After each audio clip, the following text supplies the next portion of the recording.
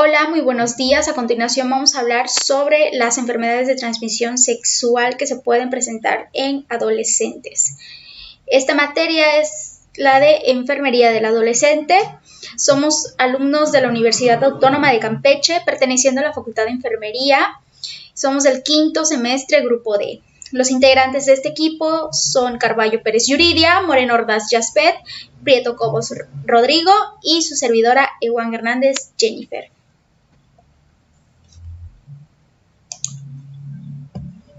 Bien, vamos a comenzar con la primera patología, que es la sífilis.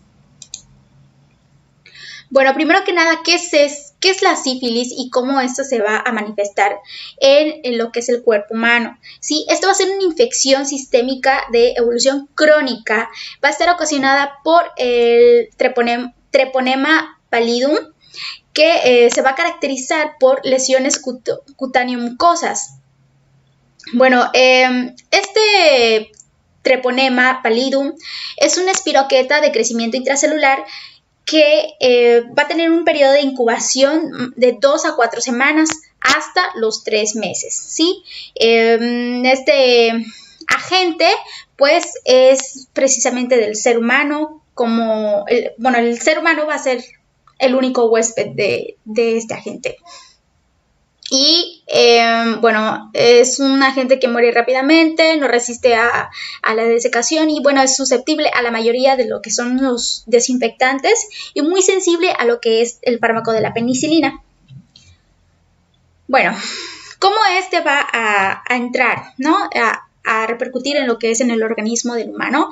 El agente va a atravesar lo que son las membranas mucosas y va a infectar lo que son la dermis y se va a diseminar, ¿no?, en horas por el sistema linfático. Bueno, va a conducir a una respuesta local por la multiplicación de este mismo, así como la diseminación hematógena. Aquí les he puesto unas imágenes para que ustedes vean cómo son las primeras lesiones, cómo se van observando y más adelante vamos a ver los tipos, los signos y síntomas, cómo se clasifican. Bien, vamos a ver ahora los signos y síntomas. Bueno, estos los vamos a dividir por fases. Va a ser la primaria, la secundaria, la latente y por último la terciaria, ¿sí?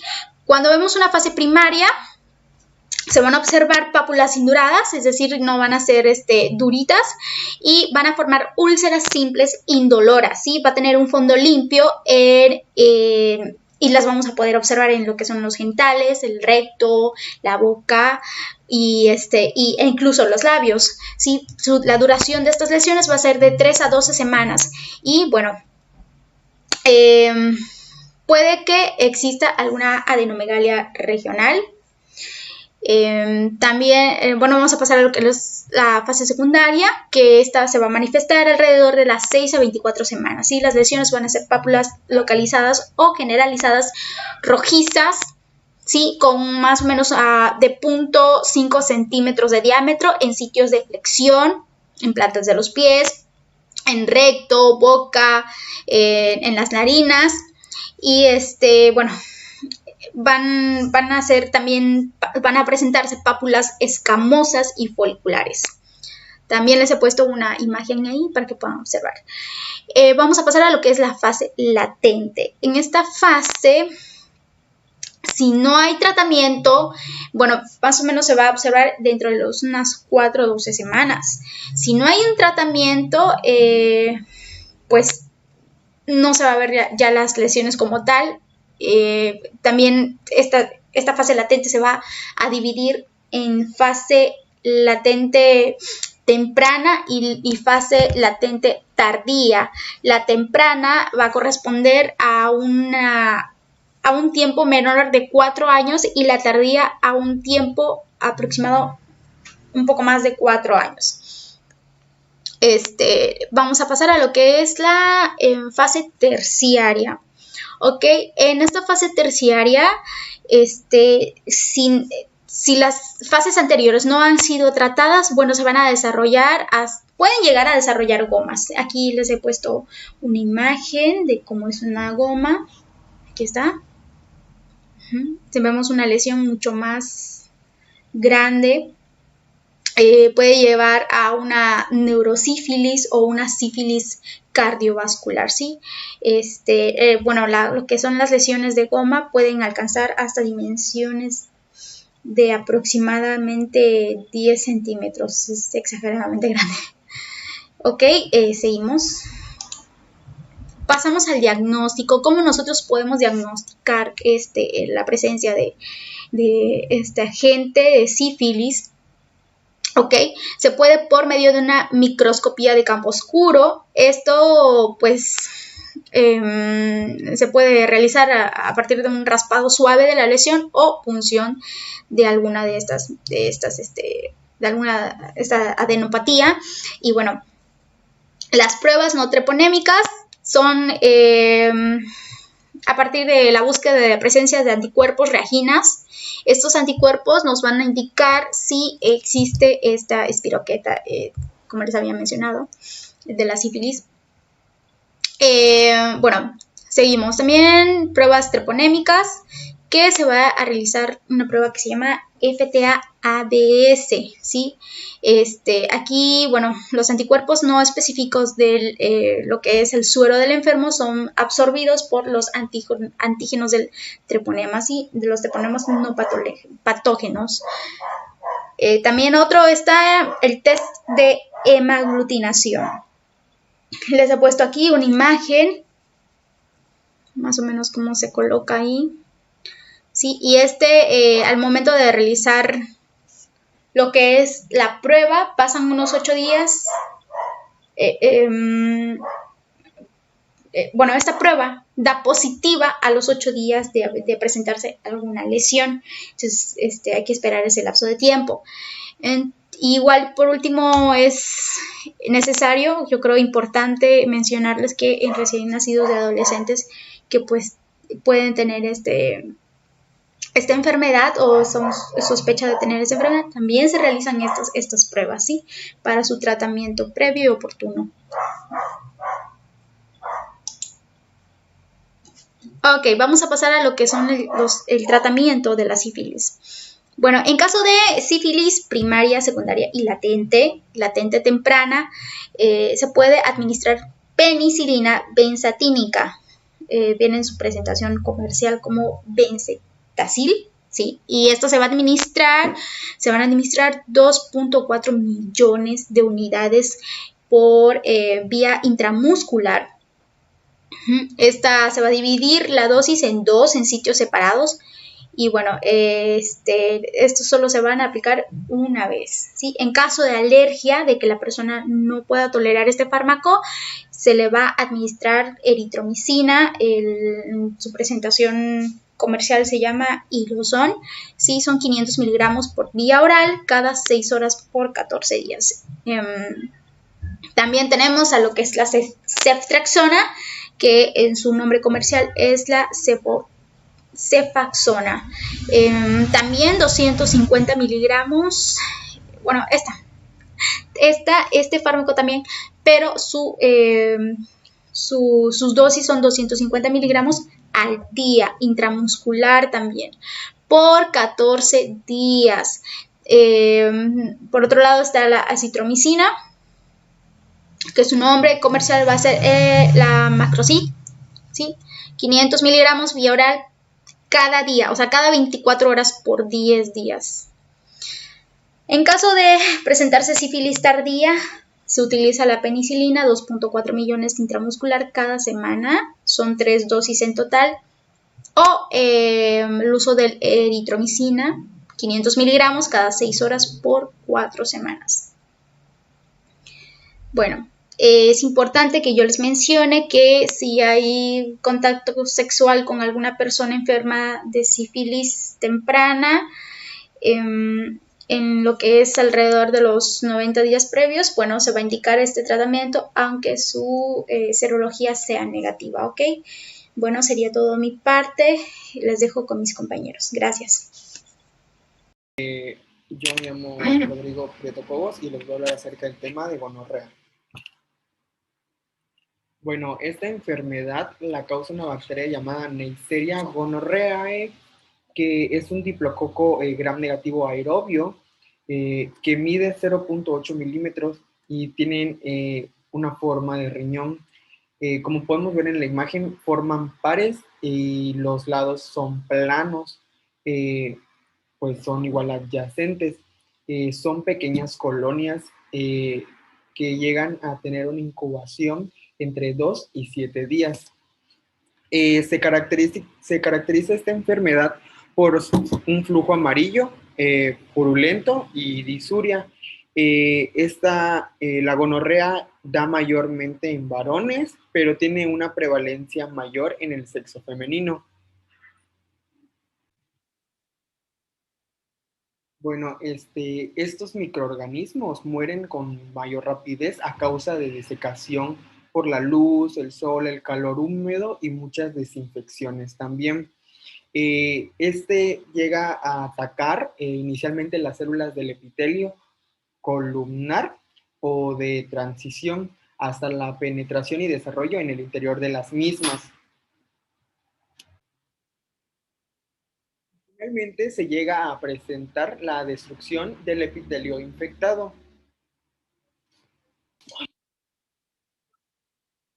Yo lo dividí en dos, en los que se les da en los varones y en las mujeres. Hablando primeramente de varones, se da una uretritis aguda con disuria y exudado uretral, que es purulento en 75% de los casos. Llega a ser turbio en el 20% y mucoide en el 5%. Alrededor del 4% de los varones son asintomáticos. En cambio, en el contacto sexual, sexo oral, se puede adquirir infecciones como gonocócicas, orofaringias o rectales por el contacto anal no protegido. También llegan a haber síntomas como dolor o sensibilidad en los testículos, escroto hinchado, dolor a la hora de orinar y una secreción blanca, amarilla o verdosa de la punta del pene, como podemos ver en la imagen. Pasando a los signos y síntomas de las mujeres, como infección primaria tenemos que se presenta en el endocervix, que suele ser asintomático. En el 50% de ellas, los casos pueden cursar con una infección uretral concomitante en 70 y 90% de los casos. También está el éxodo cérvico-vaginal y dispareunia y disuria con hemorragias anormales e intermenstruales y llegan a tener dolor abdominal y pélvico. En la parte del feltio puede ser a causa de faringitis que se manifiesta por dolor intenso. La gonorrea tenemos que en el varón se deberá tomar en cuenta una muestra de descarga uretral para la realización del tinción del Gram y el cultivo. También se han desarrollado diversas pruebas para detectar antígenos del gonococo y de hibridación DNA-DNA en pruebas rápidas como las de orina o en PCR. Hablando del tratamiento para esta enfermedad, se llega a dar comúnmente cefixima de 400 miligramos, que esa se da en vía oral en dosis única. Ceftriaxona en 125 miligramos intramuscular en dosis única.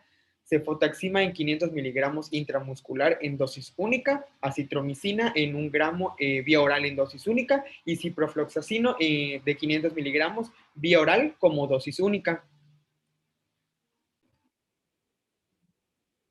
De las adolescentes que llegan a tener esta enfermedad, pero que llegan a ser asintomáticas y que están embarazadas o no están tratadas, llegan a repercutir en el recién nacido, ocasionando una infección oftálmica, además de tener un riesgo ya conocido como aborto, amenaza de parto pretérmino, infección intramniótica y por lo tanto tenemos que tener un diagnóstico precoz y tratamiento oportuno para delimitar el daño perinatal de la infección. Y eso sería todo de mi parte. Mi nombre es Yurida Carballo Pérez. Yo les voy a estar hablando sobre el tema de candidosis vulvovaginal. Encontramos que la candidosis vulvovaginal pues es un proceso genital que afecta la vulva y la vagina. Esto es causado por hongos de levaduras del género Cándida. Esto es caracterizado por lo que es un prurito vulvar, ardor y también flujo vaginal de color blanco. Encontramos igual el agente, el huésped y el ambiente. En cuanto al agente, pues encontramos que es la Candida albicans.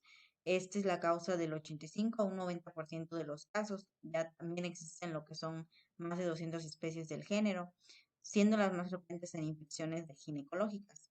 Del 5 a un 15% también se encuentra lo que es la Candida tropicalis, la Candida pseudotropicalis y la Candida krusei. En cuanto al huésped, pues afecta a lo que es la mujer y en el embarazo en adolescente, pues debido a lo que es un incremento del glucógeno que se encuentra a partir del tercer trimestre de la gestación. Esto pues actúa como un elemento nutritivo de las levaduras. También lo que es una disminución de lo que es la flora vaginal de los lactobacilos, pues esto favorece lo que es una infección micótica. Y por último está lo que es el ambiente, que pues estos son hongos saprófilos de la naturaleza y estas especies son las que habitan lo que son la piel y lo que son las mucosas. Encontramos también lo que es la etapa subclínica, que es la fisiopatogenia. Esta sugiere 3 pasos de lo que es la patogénesis. El primero, pues podemos ver que es la adhesión por la unión de un receptor de membrana.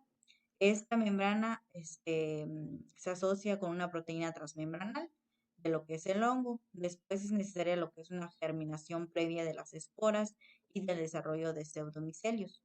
Ya formados estas, son capaces de invadir lo que es un epitelio vaginal. En esta invasión genera lo que es una respuesta inflamatoria y los datos de la etapa clínica o los datos de la infección. Pues estos son los signos y síntomas. Ahora pasamos a lo que es la etapa de signos y síntomas, que es en los más frecuentes se encuentra lo que es prurito, flujo vaginal y ardor. Como ya habíamos platicado, pues el flujo vaginal a veces es de un color blanco, y se describe como grumoso, parecido a lo que es un queso cottage. También puede ser acompañado a lo que es ardor, como ya habíamos comentado, disuria.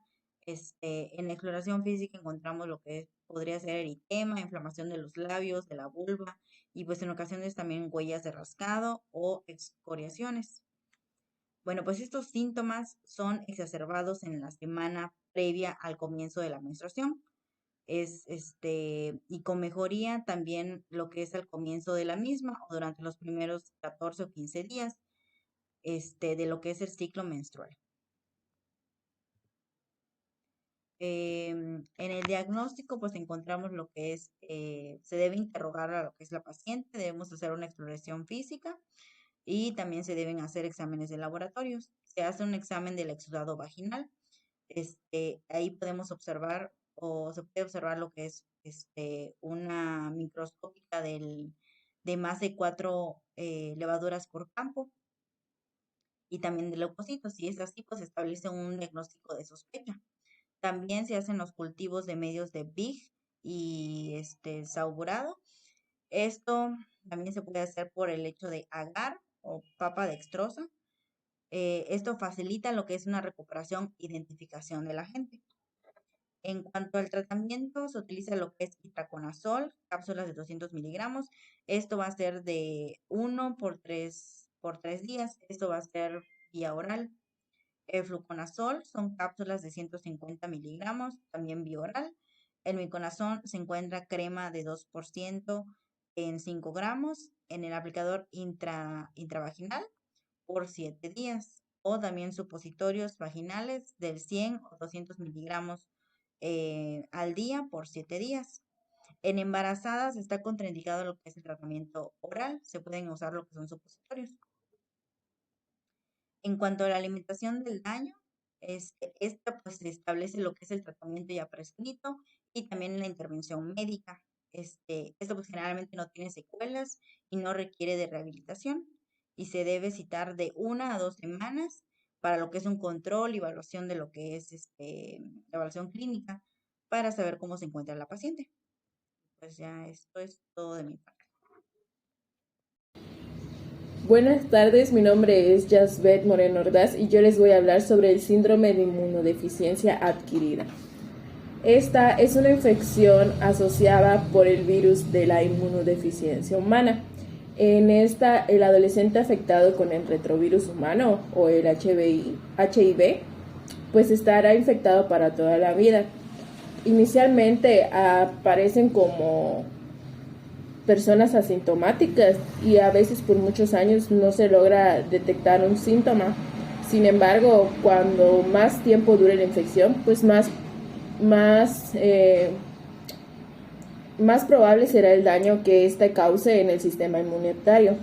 En cuanto a las vías de transmisión, pues los adolescentes homosexuales, los que usan drogas intravenosas y quienes tienen relaciones sexuales con alguien que está infectado son los más propensos a adquirir el virus de la inmunodeficiencia humana.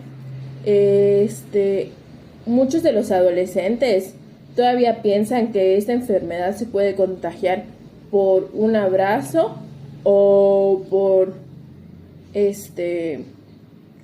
una relación heterosexual, incluso por la picadura de un mosquito, cuando no es así. En cuanto a las vías de transmisión, estas pueden ser en el coito, homosexual entre varones, y heterosexual del varón a la mujer o de la mujer al varón. Igual puede ser por las inoculaciones de sangre. ¿Qué quiere decir eso? Pues por una transfusión sanguínea y de productos de sangre, agujas que se comparten por los consumidores de drogas intravenosas, un pinchazo hipodérmico o incluso la herida o la exposición de membranas mucosas en los trabajadores de la salud. Si bien nosotros trabajamos con muchas personas que podrían contagiarnos, ya que hay que tener mucho cuidado y saber con qué tipo de personas estamos trabajando, ya que si nosotros nos llegamos a pinchar con una aguja o con una jeringa que le hayamos puesto a un paciente con este virus, nos podríamos contagiar nosotros también. Incluso puede ser perinatal o intrauterino. Estos se contagian de hijos a madres. En cuanto a las manifestaciones clínicas, pues estas son variadas. Puede haber desde la ausencia de los síntomas, incluso llegar a la fiebre, la sudoración, la fatiga, la diarrea y el pérdida de peso. Mayormente en estas las infecciones sintomáticas habitualmente pues son crónicas, y debe recordarse que las enfermedades genitales ulcerosas, ya sea el herpes o la sífilis, facilitan el desarrollo de esta infección, y también que la tuberculosis y la sífilis tienen manifestaciones clínicas intensas en aquellos que tienen el virus de la inmunodeficiencia humana. En cuanto al diagnóstico, aunque la mayoría de los casos pues se detectan en adultos jóvenes, actualmente se ha observado que hay un incremento en cuanto a los adolescentes que son afectados. Muchos adultos jóvenes pues adquieren la enfermedad durante su adolescencia. La presencia de este síndrome pues se debe sospechar en todo adolescente que tiene infecciones oportunistas. ¿Cuáles son las infecciones oportunistas? Pues por ejemplo está la candidiasis, la meningitis criptocócica, el citomegalovirus, el virus del herpes simple, la tuberculosis atípica, la sífilis, como ya lo habíamos mencionado, y la toxoplasmosis, entre otras enfermedades. También pueden ser enfermedades, son los adolescentes que tienen enfermedades recurrentes en cuanto al herpes, y también pues es importante saber que la mortalidad se ha incrementado y pues se considera como una enfermedad crónica fatal. En cuanto a las pruebas de laboratorio y de confirmación diagnóstica, pues a lo largo del tiempo han habido varias pruebas que son desarrolladas para detectar los anticuerpos contra este virus, y las pruebas pues se basan en un sistema inmunoabsorbente y usando primariamente para el estudio de los bancos de sangre. Como estas pruebas pues tienen muchos resultados de positivos falsos, se debe de repetir la prueba. El segundo examen es positivo, pues se debe hacer la prueba de confirmación, que es la prueba del manchado de Western.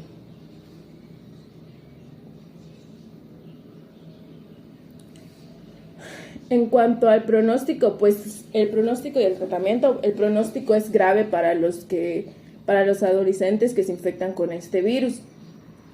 Pero actualmente con las nuevas tecnologías, el nuevo conocimiento que hay en cuanto a esta enfermedad, está mejorando. A veces pues pasa mucho tiempo antes de que el paciente pues desarrolle el síndrome de la inmunodeficiencia adquirida, y tal vez pues no todos lo hagan. La gente con síndrome de inmunodeficiencia adquirida actualmente vive más tiempo gracias a las nuevas tecnologías y el nuevo conocimiento que hay de esta enfermedad, que el comienzo de la epidemia, y su calidad de vida pues va mejorando. Aún cuando los pacientes, los adolescentes tienen un programa de apoyo, y los pacientes tienden a reaccionar con conmoción y negación, se niegan a tener esta enfermedad o no lo pueden creer, y muchos se ponen furiosos porque no saben quién los contagió o dónde se contagiaron o cómo se contagiaron, y también les da miedo porque, como bien sabemos, no hay una cura exacta para esta enfermedad. Su angustia pues a menudo se expresa mediante el incremento, y hace que haya un incremento de consumo de alcohol, drogas e incluso la promiscuidad sexual.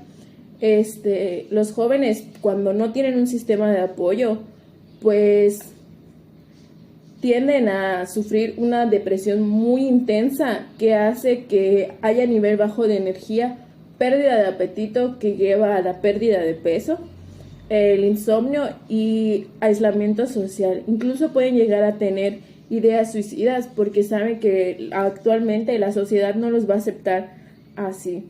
Y la sensibilidad de estos adolescentes frente a los temores de la población de contagio, el resentimiento y la discriminación y el ostracismo, pues da por resultado el aumento progresivo de su sensación de aislamiento y abandono. Para muchas personas, ya sean los drogadictos o los homosexuales, esto podrá confirmar pues rechazos en la sociedad. En cuanto a la prevención, pues se basa en el control de la inoculación de la enfermedad en sangre y la práctica de sexo sin riesgo. Aquí les puse el cuadro que estaba en la bibliografía, donde habla de diferentes actividades que hay sin riesgo, con posible riesgo, y actividades con alto riesgo con las que se puede reducir el riesgo de adquirir una infección por virus de inmunodeficiencia humana. Como bien sabemos, estos se contagian por medio de flujos corporales, ya sea la sangre menstrual, incluso la saliva, y no se contagia con abrazos ni con otras cosas. Es muy importante que nosotros se lo hagamos conocer a los adolescentes. En cuanto a las actividades sin riesgo, pues pueden haber abrazos, pueden haber masajes, frotación corporal, besos amistosos. Estos besos amistosos deben de ser secos, sin incluir saliva. Pueden ser besos en la mejilla, en la frente o en otros lugares, siempre y cuando no se combinen los fluidos. Puede haber masturbación y masturbación mutua. En cuanto a las actividades con posiblemente riesgo, están los besos románticos. Estos son los besos húmedos en los que se comparte saliva.